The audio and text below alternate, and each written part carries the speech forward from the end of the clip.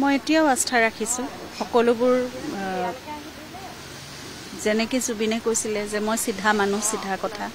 সকলোবোৰ চিধাকৈ হ'ব লাগে সকলোবোৰ আমি আস্থা ৰখাৰ দৰে তেনেকুৱা সেইটো গতিতে যাব লাগে কাৰণ আমি ন্যায়ৰ ওপৰত আস্থা নাৰাখি আমাৰ ইণ্ডিয়ান ল'ৰ ওপৰত আস্থা নাৰাখি আৰু কাৰ ওপৰত আস্থা ৰাখিম গতিকে আমি সাধাৰণ নাগৰিক হিচাপে আমিতো আইন নাজানো গতিকে আৰু আমি শান্তিপূৰ্ণভাৱে সকলোৱে মাত্ৰ অপেক্ষা কৰিছোঁ যি হৈছিল সেই ঘটনাখিনি আমাক জানিবলৈ লাগে মই আৰম্ভণিৰ পৰা একেটাই কথা কৈ আছোঁ তেওঁলোকে কৈছে 3 মাহ লাগে চাৰ্জশ্বিট দাখিল কৰিবলৈ গতিকে কথাবোৰ যেনেকুৱা হওক নিয়মমতে হওক কিন্তু কথাটো হৈছে আমি শীঘ্ৰেই বিচাৰিছিলোঁ আমি জানিব বিচাৰিছোঁ যিমান পাৰি সোনকালে কাৰণ নহ'লে আমি একোতে আগবাঢ়িব পৰা নাই আমাৰ মনৰ ভিতৰত যিটো অশান্তি আৰু যিটো অন্তৰ্দ্বন্দ্বত আমি ভুগি আছোঁ সেই কথাটো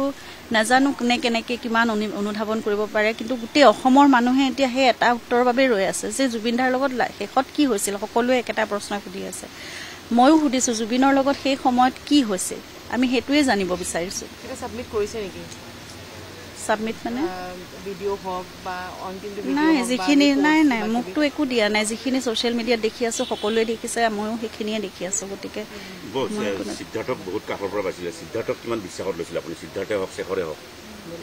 এই কথাখিনি এতিয়াতো আমাৰ পৰিয়ালৰ নিচিনা আছিল এই কথাখিনি পাতি থকাৰ জানো কিবা যুক্তি আছে এই গোটেইখিনি এই মানুহখিনিৰ বিচাৰটো তেওঁলোকে কৰি আছে নহয় সকলোকে জুবিনে পৰিয়াল নিচিনাকৈ ভাবিছিল যেতিয়া মোকো পৰিয়াল হিচাপে ভাবিবলৈ দিছিল গতিকে সেই পৰিয়াল লৈয়ে আমি আগবাঢ়িছিলোঁ এতিয়া নাজানো কি হ'ব